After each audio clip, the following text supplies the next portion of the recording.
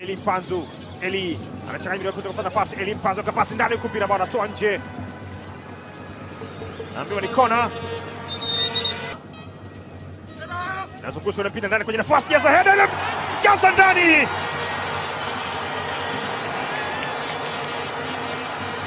Rushain De Reuck anaufungua msimu kwa wekundu wa Msimbazi. Kona safi kabisa, Jean Sharawa anakwenda juu akitazama kwa macho yote mawili ule mpira. 19-20 alitazama mchezo, akatazama mpira, akazungusha kichwa na kupeleka mbali kabisa kwa Fadhili Kisunga.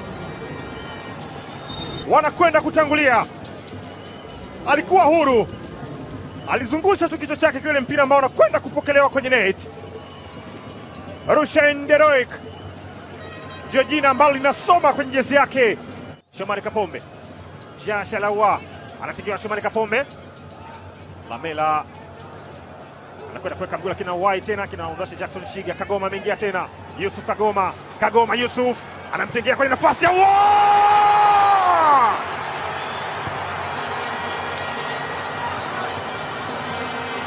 lia huku unasimulia muda utoshi.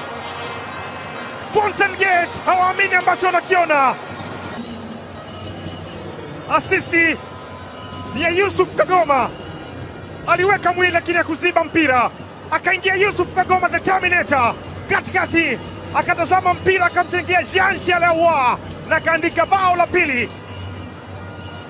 Alipita katikati yao kama anakwenda Galilaya. Yusuf Kagoma akatazama wapi aweke mpira, akamwona Jean Shalawa kwenye telescope yake.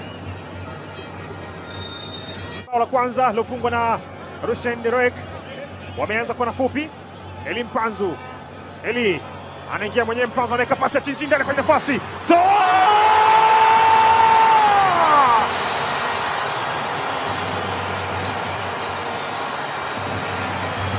Ule mdundo ngoma mliotaka kusikia, ngozi yake sasa imewambwa. Simba mweusi Jonathan Soa anafungua kaunti ya mabao katika mechi rasmi za wekundu wa Msimbazi. Alichekecha the Qatarist Eli Mpanzu, ikamkuta Jonathan Soa kwenye nafasi, akaikamilisha mission yake. Mission accomplished kwa Jonathan Soa.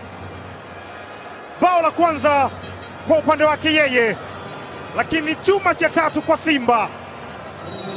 Simba mweusi